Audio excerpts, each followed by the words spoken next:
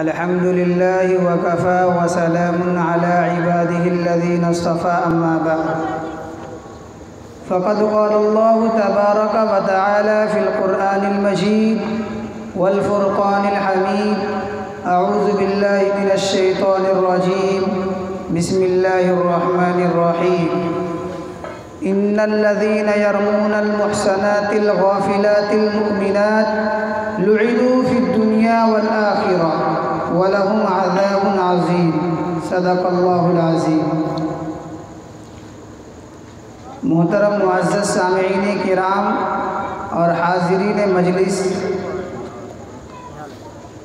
इस्लामी महीनों के लिहाज से ये महीना शव्वालुल मुकर्रम का महीना है। ये बड़ा मुबारक महीना है, बड़ा ही मुहतरम महीना है। हदीस शरीफ के अंदर आता है कि इस महीने के अंदर बंदों के गुनाह माफ़ कर दिए जाते हैं। इस मुनासिबत से कि इससे कबल यानी इससे पहले जो महीना आया वो रमज़ानुल मुबारक का महीना आया। खुदा के बंदे पूरे महीने रोज़े रखे, दिन को भूखे रहें, प्यासे रहें, रात को तरावी पढ़ी, अपनी नींद को कुर्बान कर कर रात को जागा, खुदा की इबादत की, सदक़ात अदा किए, फ़ितरा अदा किए, ज़कात निकाले, ईदुल फ़ित्र की नमाज़ अदा की। उसके बाद बंदों का ये अमल खुदा को इतना पसंद आता है कि अल्लाह ताला उनकी मग़फ़िरत का, उनकी माफ़ी का ऐलान कर देते हैं। इस मुनासिबत से ये महीना बहुत ही बाबरकत महीना है। और इस महीने की खुसूसियत ये है कि इस महीने के अंदर इस्लाम की बहुत ही पाकीज़ा खातून हज़रत आयशा रज़ी अल्लाह अन्हा का निकाह हुज़ूर सल्लल्लाहु अलैहि वसल्लम से हुआ और हज़रत आयशा की रुख़सती भी इसी महीने के अंदर हुई।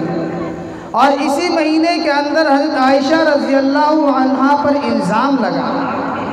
मैं आपको बता दूं कि हुज़ूर सल्लल्लाहु अलैहि वसल्लम की अज़वाजे मुतहरात में से जो आपकी निकाह में जो सबसे पहली खातून आई है वो हज़रत खदीजा रज़ी अल्लाह अन्हा है।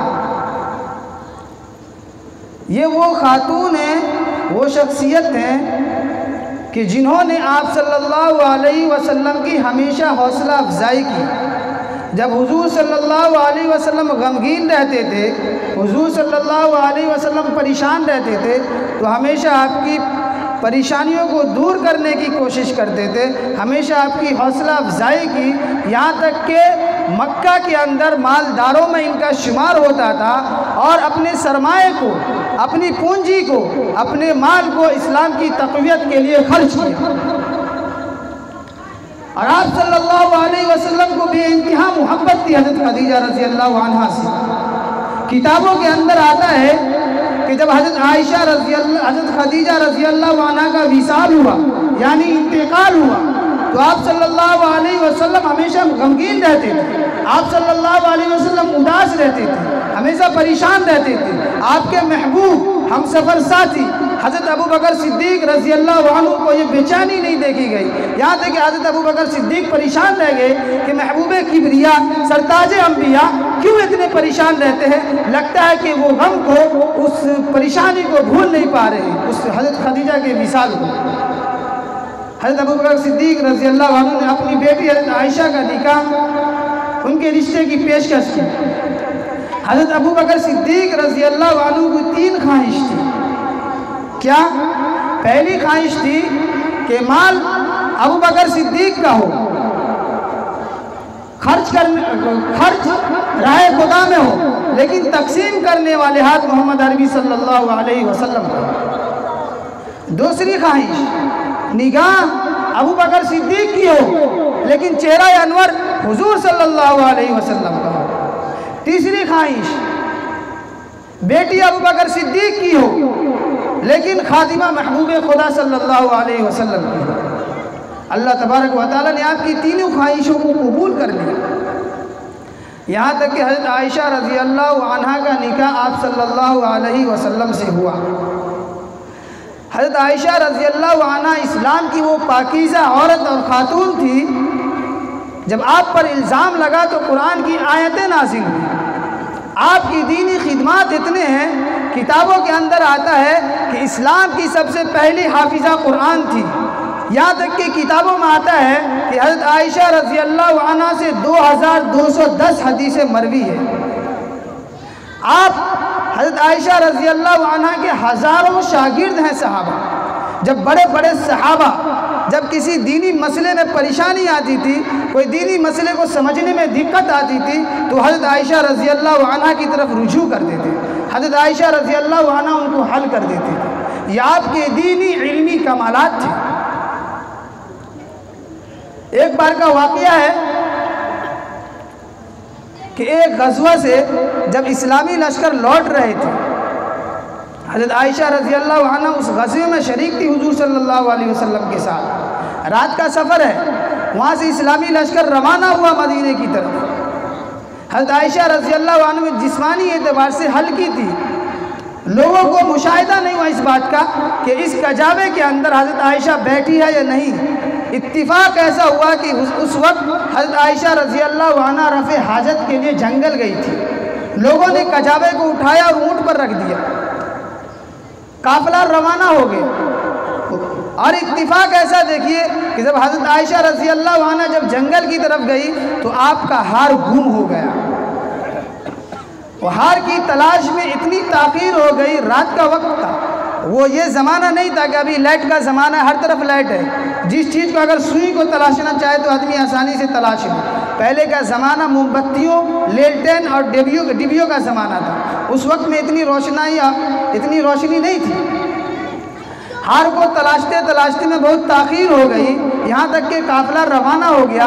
जब हज़रत आयशा रज़ी अल्लाह अन्हा को हार मिला और जब वो आई अपने मकाम पर तो देखा काफ़िला रवाना हो गया।